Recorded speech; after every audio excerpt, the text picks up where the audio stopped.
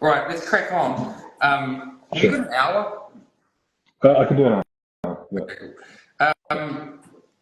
Listen, before we get into it, maybe tell us a bit about who you are, what you do, and why, um, What we're talking. and why I'm talking to you.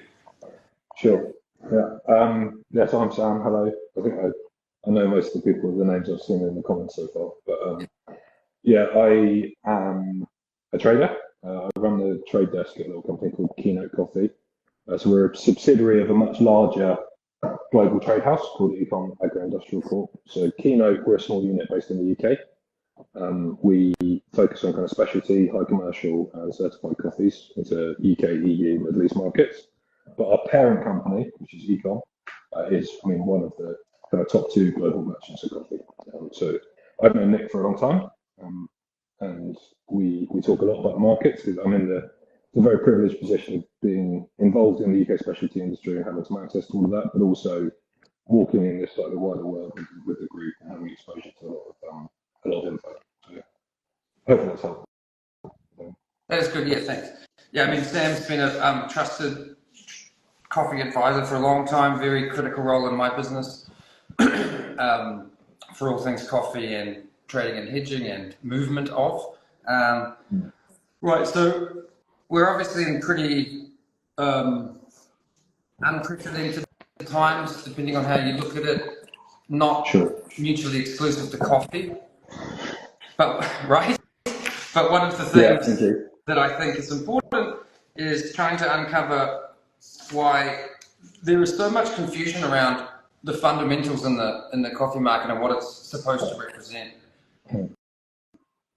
For those of you that are aware of our work at Assembly and my kind of take on things, there is a direct dovetail from the emergence of specialty coffee and the prevailing low market conditions that allowed it to emerge, which basically led to one primary understanding of what the coffee market is, which is to say a value extracting mechanism that doesn't value coffee fairly. And therefore, specialty emerged as this attempt to build in premiums above a market that wasn't fit to kind of deliver returns to producers, right? So that was the predominant narrative over that low price period. Now we've hit this high price period. There is three prevailing narratives from what I can see. The first one is prices are high, therefore there's some sort of inherent change in the nature of how people are valuing coffee. The second is prices are high, therefore finally producers are getting a fair price for coffee.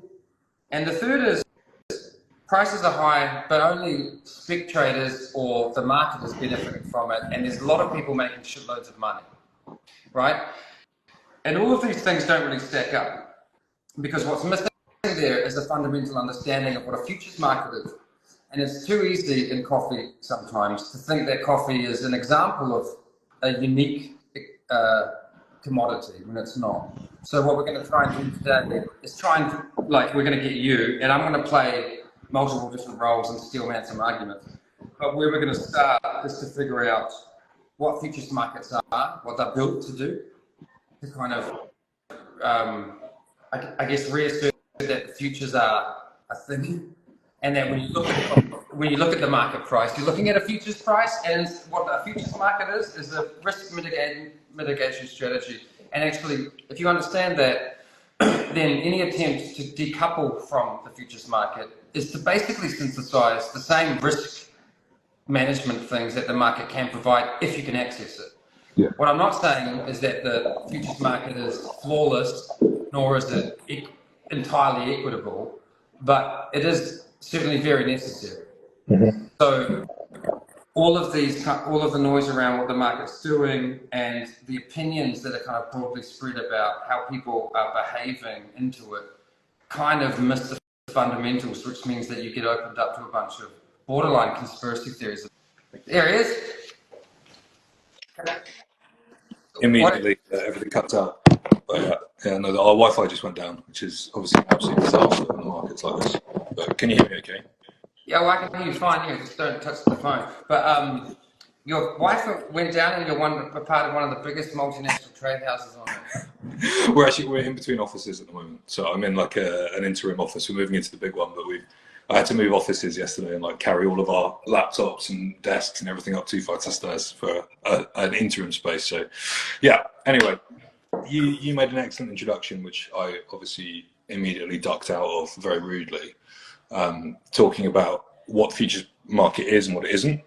And why it exists as a structure. So I think like something that would be useful as like an intellectual exercise at the start, because the narrative in specialty for a long time has been that the futures market kind of exists in order to extract value unfairly, right? And people make very impassioned cases for that, and I can see some argument, but I don't think that the logic really follows. If you look at like futures markets are not a thing that's unique to coffee, right? And so if you accept that the coffee futures market is there because of the global north kind of predating on the global south, then you also need to kind of accept that dairy futures and crude oil futures and S&P 500 futures and all of the other instruments that have active liquid futures markets are also there for that purpose, right? So if we take a step back and look at like the kind of history of futures markets and what they've been used for, we can understand a bit better why they've evolved and what their application is, right? So futures market, agricultural futures markets, which I think is the most relevant, obviously, because futures on Forex and stuff are different things and they're used in different ways.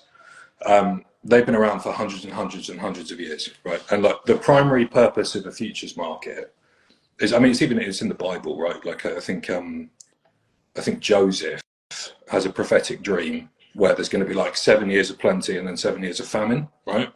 So he does like a flat tax on all of the grain produced in Egypt. And over the 7 years of plenty, he hoards all this grain in a warehouse. And then when the 7 years of famine come, he can release it back to the market and nobody starves to death, right?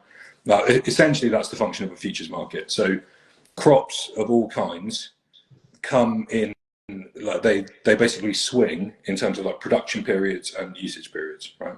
So you have periods of glut when like you have like in most countries that aren't directly on the equator, you have like one main harvest period, right? And everyone has goods to sell. And then you have periods when there's nothing available, but everybody wants it, right? So the natural price swing of any good that's produced in that kind of period is a massive, a kind of dump like that when there's loads on the market and everyone's available, there's more capacity than there is demand. And then there's a spike back up. And what futures markets do is provide a way for physical actors, meaning buyers and sellers, right? Producers, roasters in coffee's case, and merchants, to pass that price risk on to speculators, right? So a crucial part, and this is really important because everybody demonizes the spec, right? And everybody likes to say that speculators are extractive and all that kind of thing. But essentially what they do, if I'm an exporter in Colombia and I want to sell forward and I want to lock in my price, I need somebody to take the other side of that. So I need to say, well, I'm happy with this price. I've sold this forward and I need to buy a future to lock in my price, so I know that I'm not exposed to that risk. You buy that from somebody who wants to take the other side. And so in order to have a liquid, active market, futures need to be freely transferable, meaning that anybody can buy and to sell them.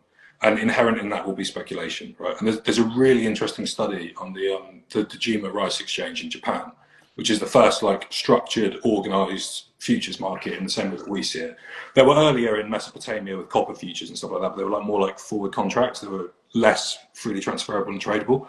But there's a volatility study you can look up. It's like 15, 20 years worth of price data from Dejima before and after the futures were freely transferable and speculators were able to enter the market. And the net volatility is lower. So it's very, very interesting. But yeah, fundamentally, what the futures market does is there's all sorts of risks in agricultural supply chains, right? And the futures market, most of those are developed to price, basically, like default risk, compliance risk. There's things like delivering to your counterparty, right? So the exchange provides a central counterparty that you can always sell coffee to and you can always buy coffee from, right? Right. And that's the delivery mechanism where which the contract keeps its peg to the real price of coffee, right? And then in doing so, it provides liquidity on all sides, so you can mitigate those risks. Yeah, that's a pretty good overview. I think we should focus on some of the actual fundamental transactional properties of the market. So, and Kiddo just raised a good point that some people don't look at the futures market, but we can get to that. But what we're trying to do is actually uncover what are the mechanics behind the futures market and what is their purpose, and is there a direct correlation to how people perceive ideological things about coffee, and do they relate to the market, and when they do, why, and then when they don't, why not, right? So from a very basic level, concerning coffee, how does one interact with the futures market? And this is things like, what is the contract position? What is hedging? What are terminal months? And how does that benefit both parties? And also the role of the exchange. So if we look at the, let's go very basic, like what is the so let's say, listen, I want to get involved with the futures market. What do I need to do, and how does it work?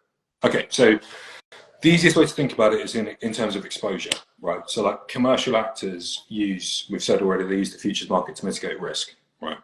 So if we take me as an importer, as a trader, if I buy a container of coffee from you at $3 a pound flat, right? So I'm the exporter, or I'm the producer? You can be the exporter, you can be the producer, you can be anybody who's selling coffee, really, right? I buy a container of coffee, right, at $3 a pound flat. Now, the real price of goods is fluctuating all the time, right? Outside of the market, right? What the market does is provides price discovery, so we can see that in real time. We can see the price, and the movement between the market and the differentials, which obviously we'll touch on later, is what gives the cash price, right? But I buy a container of coffee for you at $3. Now, I'm going to import that. I'm going to move it over to the UK. It's going to take me, let's say I'm buying it from you in Brazil. It's going to take me 15, 20 days to get it to port, and then I'm going to ship it. It's going to take another 30 days to get here, right? So I'm exposed, even before I've landed the coffee, I'm exposed for like 45 days. So if the price goes up, quid's in, right? The coffee I bought was $3. Now the fair price for that coffee is $3.20. I'm already up. It's cheap by the time I got here. But if the price goes down, I'm very exposed, right? So what I would do, so we would call that a long exposure, right? So if I'm basically long coffee. So I've bought physical coffee. But in this instance, you've bought the coffee and you haven't yet secured another buyer. Yeah, exactly, yeah. So I just bought a box of coffee at a flat price, no reference to the market, $3 a pound, right? Yeah. So I basically, in real terms, I have a bet that coffee is going to be more valuable. I'm going to be able to sell it for more, right? The issue is, if the value for that coffee falls, by the time I'm able to find a buyer, I'm out of pocket, right? So what the futures market allows me to do, I buy a container of coffee and I sell short a future, right? Now, selling short is basically borrowing something and then selling it with the debt to pay it back later, right? So in practical terms, it's more valuable if the price goes down, right? So I sell short a future and I buy a box of coffee, right? So that means if the price goes up, I make money on the value of the container, but I lose money on my short future, right? And the net result is the same. Yeah, so let's map it out. So you've got this container of physical coffee that you've bought. And in order to offset the risk implicit in that transaction, because you haven't yet secured a buyer, you have sold a future. How? I've literally spoken to a broker. So only licensed brokers are allowed to interact with the exchange, right? So I have a broker. He's a guy called Kevin. And I talk to him and I say, sell me 1H. And he says, minus 1H, right? And then I get a price. And that's the price that I got filled at, right? So there's companies where all they do is act as brokers that interact with people like me with the exchange. And the reason for that is compliance mostly. Like, there's all sorts of legal regulations about what you can and can't do and all that kind of stuff. So they're licensed individuals that are allowed to do that, right? So I call my broker, I sell a future. I'm now protected, right? So I've got one container of coffee, I've got one short future. If the price goes down, I will make money on the short future and I will lose money on the value of the coffee, right? And if the price goes up, I will make money on the value of the coffee and I will lose money on the value of the futures, which is critical at the moment, right? So let's put this into like a real transaction, right? I buy a container of coffee for $3 a pound, okay? And my shipment costs are 25 cents. Let's just keep easy numbers, right? And let's say at the time that I bought it, the container of coffee was $3. Sorry, the market price of coffee was $3, okay? So I've bought a container of coffee for $3. I've sold a future for $3, Okay, so my net differential basically is zero. I'm level money with the market. Okay, now my costs of import are 25 cents, right? And I want to make 15 cents, let's say. Okay, so I'm targeting a sales differential of 40. 25 plus 15 is my margin. Okay, so if the market goes up to $4, I'm going to make $1 on the value of the coffee. I'm going to lose $1 on the value of the futures, right? So I'm basically net zero, and I'm going to sell the coffee for $4.40, and my profit margin is 15 cents, 25 cents of cost, and then the future and the coffee. If the market falls by $1, I paid $3. I sell the short future at $3. The market goes down. I lose $1 on the physical. I make $1 on the futures. I sell it for $2.40, and my profit margin is the same. So essentially, I end up price agnostic. I don't really care where the New York price is going. I care about what I'm able to do on top of that. You know, the differential, and that's basically how most of the world's physical trade is operated on. You know, and is that the same description for hedging? Yeah, I mean that is that. So that's hedging physical purchases, right? Now that looks a bit different. Both ends of the supply chain, roasters and producers, are protecting outright costs, right? So it's a bit different for me because I can be price agnostic, right? Really, because I'm just standing in the middle, organising, moving flows, right? But a roaster has an outright price that they're signed up to, right? And a producer has an outright cost of production. So you could say, in terms, if we put it in terms of exposure, the roaster is net short the market, right? Because basically they have fixed costs, they have an end cost that's like delivered to their customer, and that's flat. That's not moving with the market. So they have a short exposure, where if the market continues to fall and the roaster buys coffee on the way down, they'll be more and more profitable. Yeah, you can't buy. So they'll be more profitable if all else stays the same, and the same goes for the farmer, right? So the farmer has a set amount of costs, and if the market falls too much, then the farmer is not able to cover costs, and if the market goes up too much, then the roaster is no longer profitable at their commitments, right? Sure. Yeah, but so it's slightly different, but in function it's the same. You know? Sure. Yeah. Anyway, let's crack on. What was I saying? Right. I guess what most people are trying to figure out is, aside from the fundamentals, and we get that it's a risk mitigation strategy, and then there's heaps of mechanisms that drive behavior and incentives, what actually determines the price of coffee as far as the market sees it? Do you mean in terms of the New York price or the outright, like the New York price plus the differentials, or both? Let's talk about just the New York price. Like, so ultimately, the only thing that determines the New York price is people buying and selling contracts. That's it, right? So we can talk about what drives that, but like we call it the bid and the ask, right? So at any one point you see a price on the screen, and it might be like, right now, it might be 415, 415.25. And someone's offering to buy at 415, someone's offering to sell at 415.25, right? And that moves constantly, and the mechanism for that is just people buying and selling from each other. Now, what moves that price is basically perceptions of supply and demand. Yeah, okay. Like so there's a key point there, perceptions of supply and demand. Yeah. Right? Yeah. So let's dig into that a bit. And then straight after this, we need to get into the exchange and search stocks. Yeah. And then we can talk about differentials, and then we can talk about the future. Yeah. But the perception of supply and demand is critical. Yeah. Yeah. Because this is the point that really sticks people. Because they say, let's look at the obvious one. Climate affects the ability to foresee what might be available in the future, thus predict supply. And the market will always price that into it, right? Itself, or it will react to it. It will react, yeah. It will react. Yeah. But then, is it simple enough to say that in normal times, people are confident enough that there is enough coffee to meet demand, therefore prices can be relatively static? Yeah. And I think you can see, I mean, coffee has a very, and most commodities actually, like agricultural commodities, have quite a predictable and a normal pattern. Right. And but let's just think about coffee. So then let's consider 2010 to 2019 before COVID. what were the conditions that allowed coffee prices, as far as the market saw it, to be relatively low? Oh, loads of stock.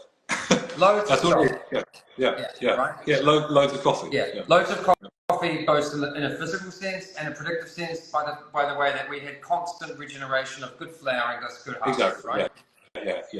Yeah. And I think it might be useful just to touch on the spreads quickly here. So the spreads and switches are the difference between the kind of current month of futures and a future month. And in a normal, the normal state of coffee is that we have enough, right? Of Arabica coffee, it's not the same in Robusta. But in a market that's well supplied, we would call it a carry market or a contango market, right? It would basically mean that coffee is more expensive in the future than it is today. Yeah, so, because there's risk in the future. Exactly. Yeah, and also it costs to store coffee. You know, it's not free. You have to finance it. You have to pay warehousing. You have to do all these things, right? Like you have to pay upfront costs in order to store coffee. So it makes way more sense. Like if you call me up and you say, I want to buy some coffee, but I don't need it until February next year. Can you store it in your warehouse for me? That will be a more expensive price, right?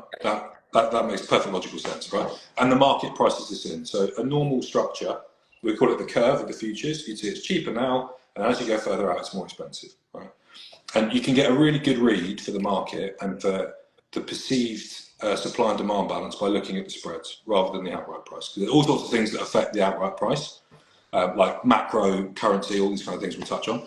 But the spreads we like to look at as like a more pure expression of the market, right? Now, right now, basically since the frost of a couple of years ago, the markets have been in backwardation. So it means that the front month is more expensive than the back months. And that means there's a shortage of coffee, basically, because people are willing to pay a premium for coffee now versus coffee in the future. Yeah. And the spreads right now are extreme. And if you look at them, further down the board, there's some spreads that are 15 cents inverted, which is like, it's unbelievable. It's insane, right? But I remember when the market became inverted, maybe it was 2019 or 2020 for the first time in a long time, and then it reversed backwardized. Yes, yeah. And now it's been inverted for 3 or 4 years consistently, right?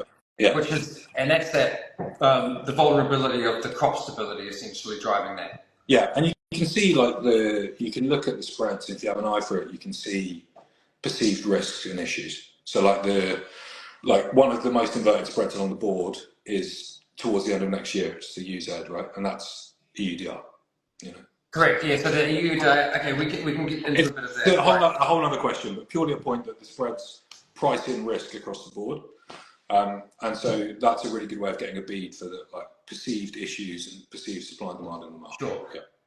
Okay. Before we get into differentials, one thing I want to posit is the minimum contract size for a futures contract, right? Yeah. Which is £37,500 of green coffee, which is 17.01 tons, so 17,010 tons. Cool. Yeah. And there are future terminal months in coffee. You have months through the year. So you have H, which is March, K, which is May, N, which is July, and then U, September, and Z, December. Right? And so we have a different price for each of those months. And so we would price against, like, if I'm delivering to you in September, it's always the next month along, right? So if I'm delivering to you September, October, November, I will price against December. If I'm delivering you December, January, February, I'm going to price against March. Right? And it moves through. And what's the cost of rolling over a position from one month to another? Well, that depends, right? So if you're in a carry market, it pays you. So as a trader, if we're in a normal supply environment, right, where there's a lot of supply, everything's available, I will get paid to roll my hedges, right? So, and I might make 3 cents or 4 cents, right? And we would say if the market is in full carry, that means that the spread is paying the whole cost of carrying the coffee. So I can buy coffee from origin, I can move it to destination, I can sit on it, and it will cost me nothing to store the coffee, because the market will not only pay like the cost of finance, but also the cost of the warehousing and everything, and then I can sell it to you when I'm ready, right? We would call that cash and carry business, right? Right, but when you say the market will pay you, you mean the value of the coffee as the market sees it? Yeah, so when you roll your hedges, if you think about what I said before, right, you bought the coffee, you've sold the short hedge, right? So when you move to the next month, if I'm short, right now I'm short against H, right? But we're about to expire Yeah, so I need to move those to the next month. So I'm going to buy H and I'm going to sell K. All right. Now, obviously, if the market is in a contango structure, like it's getting more expensive as we go out, I'm going to buy today at 4.15 and I'm going to sell at 4.19 and I'm going to make 4 cents. Right? That makes sense. What I'm trying to get to is that I don't want people to think that someone's paying you to roll it. No. Yeah, no one's paying me to do that. It's just the pure structure of the market. But what's happening is the financial derivatives are incentivizing me as a trader to buy coffee from origin. Right, and this is important when it gets to the scarcity of sellers now, rather than the scarcity of physical coffee, right? Exactly so. So. But just quickly to touch on the other point, right? The same is true in an inverted market. So right now, if the switch is at 8 cents, I'm going to lose 8 cents on every bag or every pound of coffee I have in the warehouse that isn't sold when I move onto K, right? Yeah, well, that probably answers the question, one of these questions, which is to why importers raising spot prices now with a harvest they didn't pay with the new price on coffee for. Which. Well, no, let's touch on that. Yeah. So first of all, people have different models and different risk strategies, right? So we're market neutral, right? So all of the coffee, if it's in the warehouse, it doesn't matter what I paid origin for it. I've hedged it, right? So it moves with the market. So every day, my customers are checking with prices, and they're increasing or decreasing according to the market. And the reason for that is I have quite a lot of coffee in warehouses, and I can't risk the market plummeting. Well, today we've had 30 cents or something range. I can't risk that because I'll lose all that money, right? And the other side is true as well. So I'm hedged. So as the market comes up, my prices have to increase, and as the market comes down, they can decrease. You know, but then you also have the cost of carry, which is financing, warehousing costs, all that kind of stuff. And then obviously you have the inversions, which is what I mean with the switches. Yeah. Sure. So like everything that I don't sell in the next couple of weeks, I will lose a decent amount of money on when we roll the hedges. You know, and I mean, a cent on one future is $375. Yeah. So if I lose 10 cents, for example, on the roll, which is the kind of inversions we're seeing, I'm going to lose $3,700 on every container. Yeah, I mean, and is that the risk that's impeding anyone from building any forward exposure? Exactly. There's too much risk in the system to be able to predict the fact that you can afford to operate. Exactly so, yeah. And these dynamics play out at origin and at destination as well. So like exporters are worried about switches a lot. Yeah. And worried about margin exposure, which we'll talk about in a second, I'm sure. So let's briefly touch on, there is an interesting physical component to all of this, which is actually the exchange, the clearing houses, and the actual cert stock. So what are they? Because I don't think many people are aware of this. Well, just to say at the start, like I'm not an expert on the certified stocks in the same way I am on the. Not that I am, but you know what I mean. I don't have the same level of. But I can give an overview, and I probably have a better perspective on it than a lot of people. Basically, the way the exchange functions is that there are certified stocks which are like approved by ICE to meet the contract specifications, right? So you can submit coffee to the exchange for grading, and exchange graders will look at the coffee, and there's minimum kind of defect counts and colour and all sorts of different sensory things that are graded. And if it's certified, that means it is ICE certified stocks, right? But the whole point of a futures contract, like when you buy or sell short of futures contract, is you're promising to deliver to the buyer or the seller through the clearinghouse, through the exchange, coffee at that price in the future. Precisely. Yeah. So when you're, so if I buy a futures contract from the exchange and I hold it until expiry, I will be delivered coffee. Okay, and that coffee is from the certified stocks that is like ICE approved, it like meets the contract specifications, and I will be assigned warehouse notes for ownership of one lot's worth of coffee, right? And vice versa with the sales side. So when we look at the dynamics of the exchange, the cert stocks is a really good like gauge. Now it's not perfect. I mean, number one, Brazil naturals are not allowed. Yeah. Which is the most liquid coffee in the world, so it doesn't make any sense really. But it's a hangover from the way that the exchange was set up. But before Brazil was the producer that it is.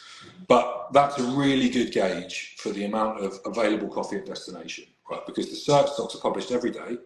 When new coffee arrives to be graded by the exchange, it goes up onto the exchange certified stocks, and vice versa when coffee gets drawn off the exchange. it comes off the certified stocks. So you can look at those arrivals, and that's a really good gauge that an awful lot of people globally look at for supply and demand. Right? Yeah, sure. So I forgot about the Brazilian thing. yes, Why isn't it the case in a market like this that everyone's just flooding the exchange with coffee? why aren't they? Yeah. Why? You tell me. Why would that not be the case? If the market is that high and it's willing to pay for it, So why wouldn't you just do it? So there's two things that you need to think about with the exchange, right? So there's the outright price, and then there's what we would call tenderable parity, Sure. right? So to tender to the exchange is to sell coffee to the exchange, right? So if I, as an exporter, let's say I'm a Colombian exporter, and my offer price for UGQ, which is a deliverable grade of Colombian coffee, my offer price for UGQ is +5, right? So New York +5 cents, FOB, so in Colombia, on the ship in Colombia in a port, and it costs me 8 or 9 cents to deliver it to the board, right? We'll forget that there's small premiums and discounts associated with different origins to New York, but we'll forget about that because it's too complicated. It doesn't actually help the point. So if I'm offering to like roasters and traders and stuff at +5, +10, and I'm doing business there, and it costs me 8 cents to deliver it to the board, I won't do it because I can make 18 more cents selling it to people who are actually using the physical coffee, right? So tenderable parity is the level at which it's profitable to deliver to the exchange. So if you see offer differentials from exporters fall below tenderable parity, it means that there's not enough demand for that specific grade of coffee to like support prices enough, and it will fall, and then eventually it will move to the exchange. But the good thing about selling to the exchange is that it's the buyer and seller of last resort, right? I was just about to say, yeah. So, and that's a crucial part of the risk management that the exchange actually provides, is that you can always sell coffee to the exchange, and you can always buy coffee from the exchange. And so they will buy it if it meets the certifications and it passes grading. It will be bought, and you will be paid. And so it absorbs excess stocks, and then when in times of crunch, stocks come off. Right. Last point before we get into some other questions is differentials. Yeah. What are they? Differentials. In coffee, differentials or the basis in other commodities, just the basis, right? But the differential is basically a premium above or below the market for that specific piece of business, right? So the market is a central benchmark. So we price everything versus the market, but as I said, there's only a few qualities that are deliverable to the exchange. If people are doing every bit of business is different. Coffee's a lot more like wine than it is like cadmium or aluminium or whatever, right? So we're dealing with loads of different things, and every quality has its own price relative. So like El Salvador single estate, you might buy at +45. Ethiopian GMO5, which is like very low grade, like naturally processed Ethiopian like farmer dried coffees.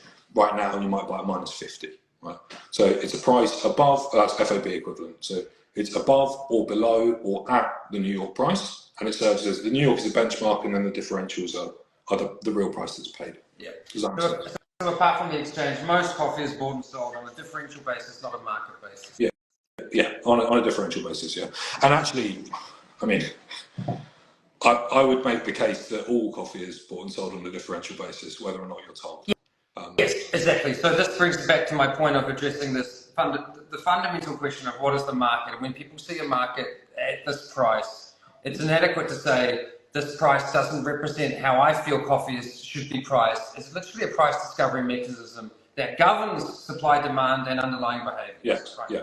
And that is the thing that is so often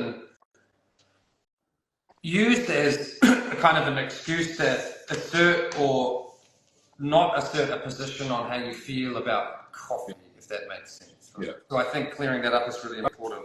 I mean, I'll just say quickly, like because there's something I can't quite. The price is wrong.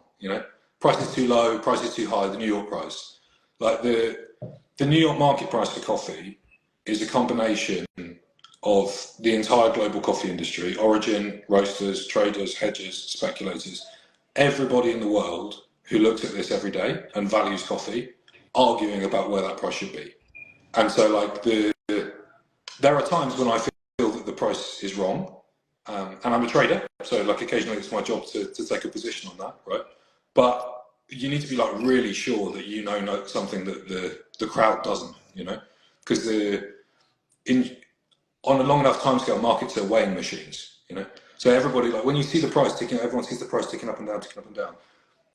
There's people behind that, you know, and there Yeah, are. no, it's a good way to put it. Okay, here's a question for you.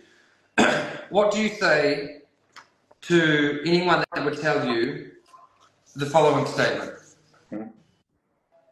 The price of coffee is high right now, but not high enough to represent the difference adjusted for inflation since the 1970s. Thus, it's not high enough. And it's not high enough because I believe, the person making the statement, that the primary stakeholder in coffee is the producer, and they've always been fucked by the market. Yeah. How do you respond to that? So I would say that like first of all, I come at everything from an economic standpoint, right? So like I'm not and anybody who knows me know that I'm deeply invested in the supply chain. Correct. But fundamentally, the price is the price. And so like when I look at the price and I'm like, oh, it's high, but it's not high enough to whatever. The market doesn't care. It's fair value for the goods, right? And there can be disconnections, and that's true. But like if you're, let me put it another way. Let put it in a domestic way, right? If you have a cafe and you produce a flat white, and you say the fair price for my flat white is 30 quid, right? You need to find a market for that. And if you can't find a market for that because everybody else is lower, then you're out of the market and you're being told by all of the people around you that you've stepped over fair value for those goods, right? And the price discovery that the market does is just that. Now, for the adjusted to inflation side of things, there are a great number of different things that come into that calculation. So you have efficiency on domestic ground, right? You have like improvements in varieties, in yield, in production and planting per hectare, in like efficiencies at origin, in processing, machinery, right? Yield conversion, cherry into green. All of these different things feed into that. Then you have the domestic currency of the producing country, because we look at it in dollars adjusted for inflation, but then you also need to benchmark that against whatever they're producing, like Ethiopian birr or wherever the Brazilian real, and then adjust that out, right? And then you have to look at it and you say, if the price right now is not sufficient, right, for the majority of the world's coffee producers to actually earn a living and to continue to incentivize to produce coffee, then the price will go higher. And this is what the mechanism is for, you know. So if there's a shortfall and there's not enough stimulus to actually produce coffee profitably, then people will stop producing coffee, right? If the price is too low, people stop producing coffee, and that makes the price rise. So like there's a saying in markets, like the best solution to high prices is high prices, and the best solution to low prices is low prices, right? So when the prices are high, people increase planting, they add fertilizer, they do all these kind of things to capitalize on it. You end up with a higher yield of coffee, and that will drive the prices down. So like there's all these different economic things that go into that statement, right? But fundamentally, I would say to someone who said that to me, like the price is not high enough, it should be this. The price is the price. Yeah. Yeah, we can't make a value statement on it. We just have to deal with it and say the issue is actually, and there's another question in there as well, which is what the price is, like the number, doesn't actually matter. Like what matters is if people are able to earn a living on that, right? And those are two very different questions. So like if the price is nowhere near where it was adjusted for inflation, but people are able to successfully hedge because the markets and the structures are more liquid, they can lock in long-term prices a longer time. Their production is higher, they have better infrastructure, they have better cooperative structures that allow them to capture more of that gain, and they're not selling to local middlemen, and they're making more money. I'm happy, you know. I want the partners that I work with on both sides of the chain to be profitable and stable businesses, and I don't care if the outright price is $2 or $6 or $1, as long as people are able to earn a good living. So the question isn't is the price too high, is the price too low? The question is, are people able to live a good life in this market environment? Yeah. Here's another question. What would you say to actually, I forgot what I was going to say. I had it in my head. Okay, but because there's other criticisms, right? Let's say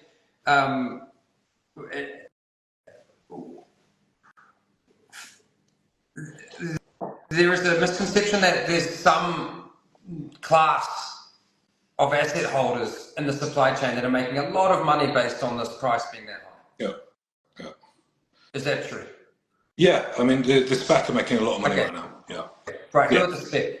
Hedge funds, money managers, people who are like, we call them the SPAC because they're speculators, right? So they don't have any interest in the physical supply chain, and they're buying and selling contracts speculatively. Yeah. So the SPAC. Yeah. And at what levels did the market have to hit for that to become the real driver for the later rallies in this last kind of 3-week cycle? Well, that's a good question. I mean, they weren't really the real driver for the run up. Like from a big portion of the spec buying was done between sort of like 180 and 240, 260. Oh, really? I thought it might be 300 to 350. No, it's an embedded position, yeah. And they've been buying all the way up, but I think the biggest position, net long position they've had on, like this year, was in like April. You know, was that run up to sort of 250, 260. Now they have a larger position now. That's in lots, right? They have 72,000 lots right now. They've got like 60,000. But as a percentage of open interest, meaning how many futures are actually open in the market, they have a bigger position now because liquidity's dried up. And you find that through the COT reports? Say again, sorry? You find that in the COT reports too? Yeah. You can watch all of this. Yeah, for people watching, get into the COT reports, publish 3:30 every Friday. They're pretty widely matched. It's backward looking. That's an important thing to know. So like the most recent COT was for the period up to like what day are we now? 11th. It was up to like the 4th or whatever, and then this week we'll get so it looks back. So it's not like the most recent data. It's a few days out of sync. That's important to know. So because often people will look at it and they'll go, "Oh, okay, that explains the last 2 days," but it doesn't. It's the period before. Yeah. I got you. Right. I remember what I was going to ask. Right. Here's another statement.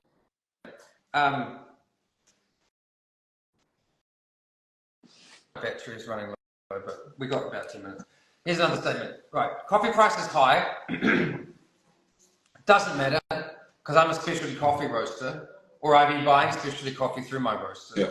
And they have never bothered about this market price because specialty coffee is a price mechanism that decoupled from the market. So anyone that is suffering because of this, you deserve to because you've been leveraging the market, and we're okay.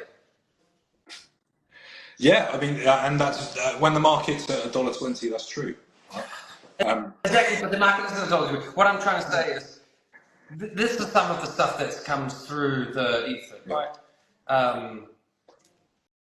One of the things I read on LinkedIn is someone saying, what do you mean? You haven't been paying over $4 a pound for your coffee? Like, I've been doing that for 4 years and blah, blah, blah. It's not going to affect me. Why is that statement fundamentally not true? Well, so I would say people have a view. You know, I was saying before, like, I kind of feel like all coffee is bought and sold on a differential. It's just you don't necessarily see it, right? And like the differentials for specialty coffee historically, which often are presented as flat price, right, are well above the C market price, right? So the C price is at $1, and you're buying like nice single estates from Central America at $2.80, something like that, right? So you're $1.80 over the market. So when the market moves 10 cents, nobody cares, right? Well, because it's they used to. Yeah, no, but like that used to be actually, that's right, that used to be a huge move. Yeah. So these days that's like half of what we see today, but that's true. So let's start about, let's say 2 cents, 3 cents. Yeah. I mean, when I was buying for a roaster, I used to get calls if the market moved 0.7, 1 cent. Everyone would be like, I was explaining this to Claire the other day. I lament the days where 5 cent daily spread would be enough for a little chin wag. But yeah, exactly. Yeah. But the like when the market's at $1.10, $1.20, and the biggest move you're going to see in a couple of days is 2 cents, nobody cares when you're buying coffee at $2.80 outright, right? Yeah. Like, it just doesn't affect anybody's business, and they're all happy. As the market climbs, the reactive, like specialty coffee, becomes more and more reactive to the C market. And I would argue, I mean, in practical terms, which is funny because specialty coffee talks so much about how fair trade is like not a solution in a brokered system, right? But ultimately, I think that the specialty coffee pricing mechanism is much more like fair trade than it is like anything else. But really, you have like a price floor where when the market falls below a certain level, the specialty industry is comfortable with paying a certain price, and that's built in, and we kind of go, okay, cool. So like $2.50, $3 is a good price, right? But as the market climbs, I mean, when commercial coffee, I mean, right now, like Santos, 17, 18, you're going to buy at 30 over, right? So you're talking $4.50 or something FOB. That's right? insane, yeah. But it's unprecedented, right, to see those kind of, well, quite literally, yeah, unprecedented. But when Santos is trading at $4.50, I think it's almost quite unreasonable to expect the nice single estate down the road to want to sell you coffee at $2.80, $3, right?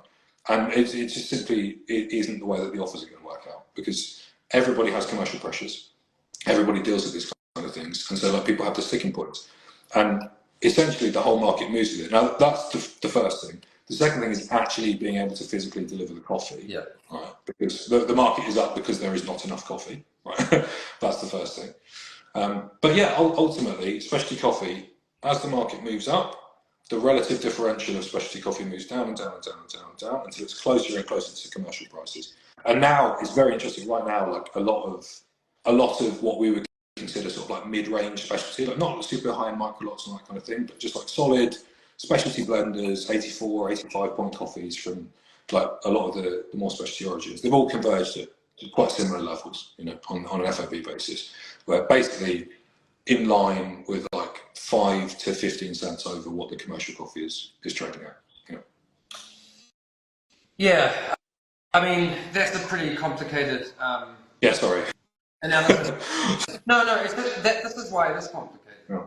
And it's complicated because you've got a futures market mechanism which is geared towards risk mitigation at large scale for agricultural commodities, one of which is coffee.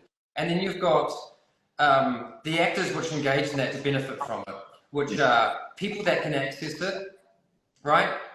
Mm-hmm. Often exporters. Yep. Very rarely single actors in terms of production, right? You have to produce 37.5 thousand pounds of coffee in order to do that. And you have to have the resource to access those hedging or option facilities as far as through a registered broker, like you said. Yeah. And I think what gets confusing is that all of the specialty narratives fundamentally decouple everything from that mechanism, because it's the assumption that because something's labelled specialty or whatever, that the importer isn't thinking about, neither is the exporter, neither is the cherry buyer. With all of them are. The only person who fucking isn't is the roaster buying on the tail end of an importer that's selling them an ideological dream. Now, that ideological dream might be fine, but it doesn't decouple it from fundamental market mechanisms. And that's the real issue, I think. Exactly.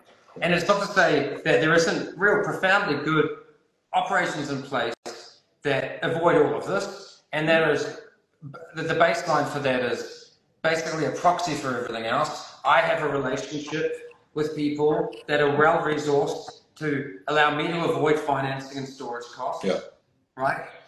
And to have them identify their own fair market price, so they don't have to make bets. So in that way, there's differentials in that equation too. And right now, actually, my best buying relationship is the most stable one, as you know. And those differentials are not positive if looking at the market, but they are extremely fair and very good for all of us. So at that point, it works. So I guess I should say as well, like, because obviously I've been making a very, well, probably quite an impassioned defence of a lot of the mechanisms that everybody hates. But like, if you can find a partnership where like you have an exporter or like a producing group or whatever, and they're happy with the stable price year on year, and you all agree to it and you work on it, that is the dream, you know? Like if it works for both your businesses, like amazing. But like that is not scalable across 58 million bags of production out of Brazil, for example, right? So like the issue, I don't take issue with that idea. I think it's wonderful. It's just that there are real risks in the supply chain that these things exist to mitigate, you know. And and actually, it's the only people who are able to operate at origin in that way are large estates that are able to make decisions about their own. Like I saw a question pop up just there from Sydney at Lot 20, saying like, what does this mean for exporters? Like, how are we able to fairly price our coffee? And it's a really challenging question. I mean, I wouldn't be so presumptuous as to say that I could tell them what the best move was, to be honest. But like if you have an estate and you know, like, I produce like 8 containers of coffee a year right now or whatever, an amazing move right now is to offer like very attractive historical, like very attractive prices for you historically, but what right now are quite under market, and get long-term relationships and develop that kind of thing. But that is only it's only a certain subset of the industry that are able to do that, right? And so people in Africa who are competing to buy cherry, for example, like the farmers down the road probably have 5 different people that they can sell their cherry to, and you're actively competing in the market for that every time you go to buy to cover a contract, you know. So there's all sorts of different dynamics that feed into this, and it's a complicated thing.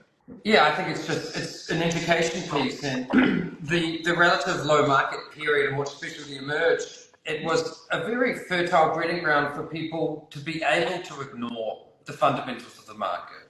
Yeah. Because that specialty premium, which is in essence that differential, was enough to not have to pay attention.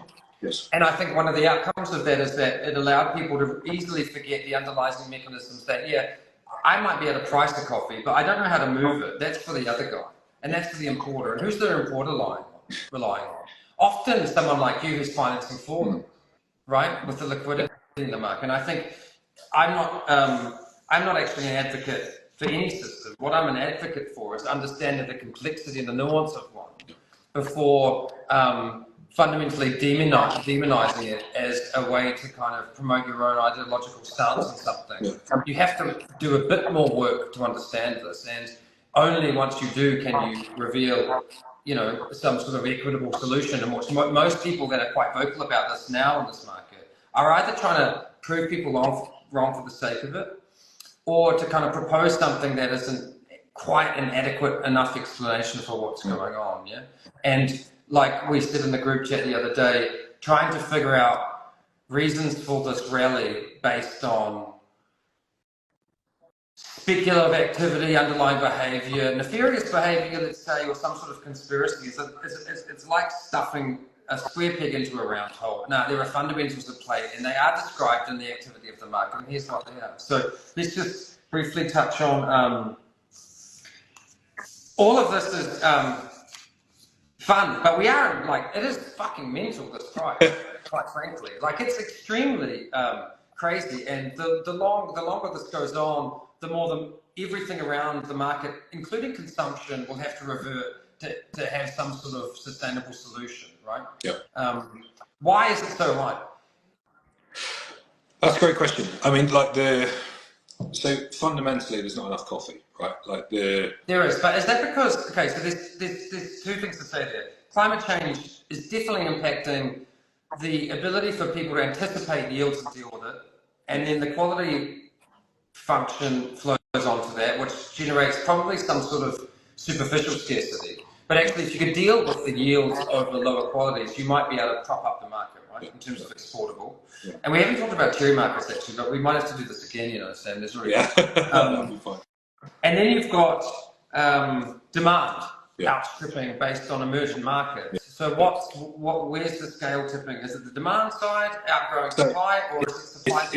It's production fundamentally. So our numbers, e-com's numbers, we have demand is quite flat this year. So historically, coffee's had quite a consistent sort of 1 to 2% demand growth year on year. There's loads that I know, it's a whole nother hour call to break into the S&D properly and to go through the numbers. But I'd say fundamentally why we're this high is we've had year-on-year deficits since the frost, right? Yeah. The crop hasn't recovered. This was supposed to be the big recovery this year. And we had that extended period of dryness, which basically just, we'll as yet see the implications for the next crop. That's an important point as well. The market is forward-looking, right? So we're pricing in right now the tightness that's coming in the next year. So it's not necessarily about what's available right now. It's about how much coffee will there be in the next harvest period. The market, if we get forecasted a 90 million bag crop out of Brazil next year, and actually the dryness was over it's been nothing. It's been lovely rain since, which there has been nice rain since. But and actually the crop's amazing. It's the best crop ever. The market will create it, right? It's not about what's going on right now, right? Now, so we've got problems in Brazil. We've got problems in Vietnam, right? We've got with obviously Arabica and Robusta kind of separate, but at the lower levels they're used interchangeably, so they do inform each other. Yeah. And Robusta is very important for Brazil's Arabica crop because the low grades are used interchangeably with Conilon for their domestic roasting operation, for the industry domestically. And then we have weather problems across South and Central America. So like over the last few months, there's been quite a lot of storms and issues in Central America, which have limited the crop. Then you have ongoing issues with pickers and all that kind of stuff. So like Central America is quite uncertain at the moment, and I think the market is pricing in quite a high level of uncertainty there. So there's that piece, and then there is obviously, as I said about the spec, like there's another aspect of this that you need to have to think about, which is like it's not just, I said, the market is people interacting, right? And so when we look at, we were talking about the COT reports before, you can look at the different, it's broken down into different categories. So you have like the managed money, which is like speculators, money managers. You have commercials, which is like more industry, like roasters and that kind of thing, right? And so the roasters have been winding. Yeah, well, that was the video timing out of an hour. At least it wasn't me. That's the good thing. Yeah. It's, you know, people are pretty keen to keep joining, so that's fun. Yeah. Sorry, what were you saying? Yeah, I was just saying, like, so the roasters have been, like, and by the roasters I mean like the large global industry, right? Not specialty roasters or whatever, but the global roasting community have been winding down price cover. And by which I mean like how much of the future they have fixed, right? So typically the roasters might have like sort of 12 to 15 weeks worth of price cover, so like they're only exposed on the back end past that, and they've been winding that down with the market kind of at that like $2 level, $2.40 level. They've been running less and less price cover, and so that means they have a lot of short exposure, right? So they need to buy to fix their contracts, okay? And so essentially what the spec have done, or what I think, because none of this is financial advice, none of this is anyone else's views other than my own, all those fun disclaimers, but I think basically what the spec have done is front run the roasters. So the spec bought, as I said, in across the last year, not just in like, they're not just driving the price up from $3 to $4 or whatever, although they have been buying a bit in that period, but yeah. The spec bought, and the roasters have been waiting for lower prices to fix, and they haven't come.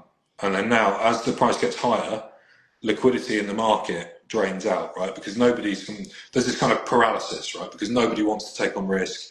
Everything's really expensive. So like the people like us, we're paying millions of dollars in margin just to keep our accounts open. The financing is crazy. Like it's incredibly expensive to do anything. Like if you got $20 million of capital to turn over a trading firm or whatever, like these days versus 5 years ago, you can do a quarter of the business based off that money, you know? So just because everything's 4 times as expensive. Yeah, so yeah, exactly. Yeah. So I mean, that's like that is the point. And actually, there was a question just raised by Rodolfo, who a friend of ours, very good friend of mine. Hi, Rodolfo. Was if there were the same conditions physically today from tomorrow, what drove the sell-off, the relative sell-off today? And I think, I mean, let me try and answer this. In times like this, when you've got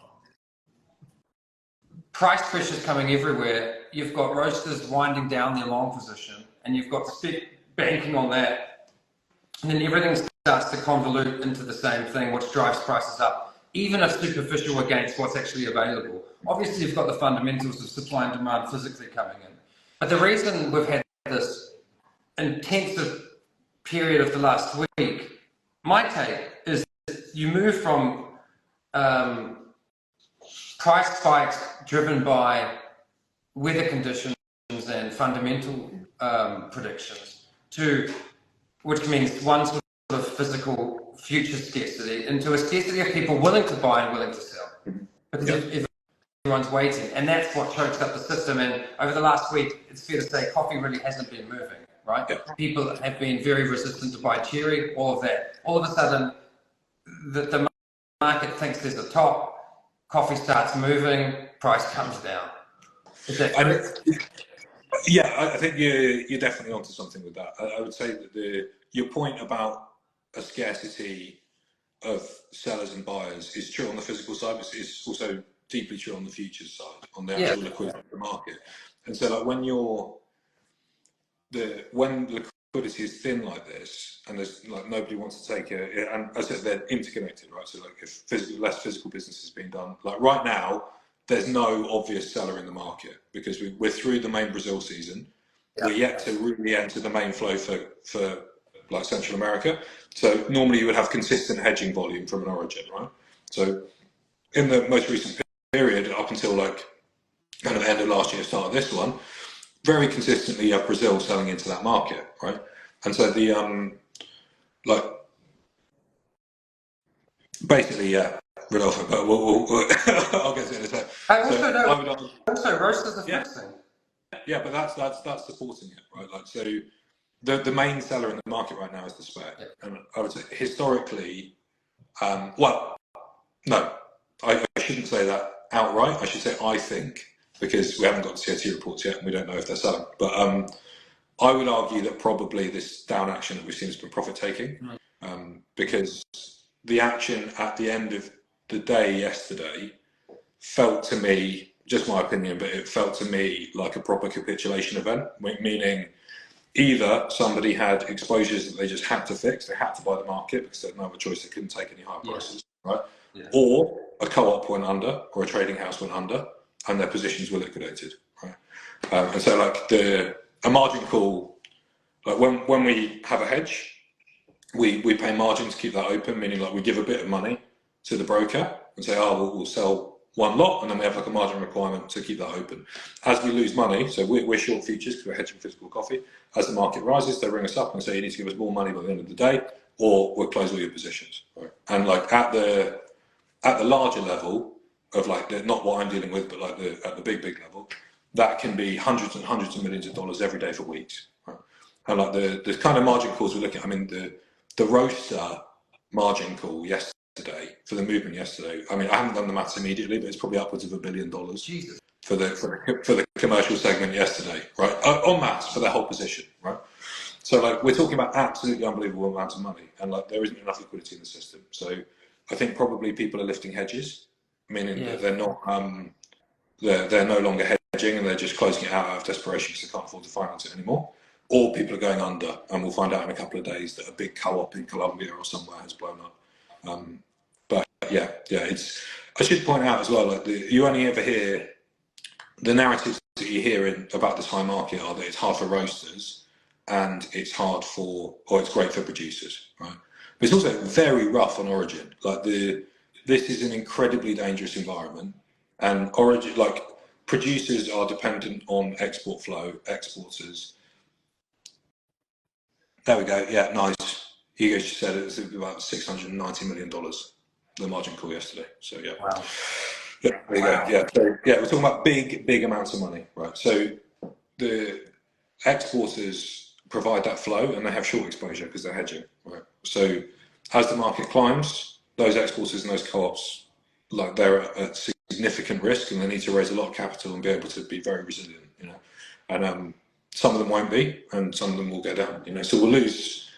I would say it's quite likely in this kind of high price environment that everyone thinks, oh yeah, like it's very bad for roasters, and like maybe a few roasters will go out of business, but we'll lose origin operations in this. Probably some major cooperatives or big exporters and stuff.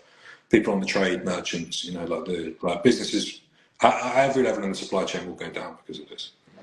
So yeah, I mean, I'd be more concerned about origin for sure. I mean, if you've got roasters that can't handle this pressure, you're in a pretty precarious position in terms of your phase of growth, and you haven't managed your risk in terms of forward-thinking margin or cash flow.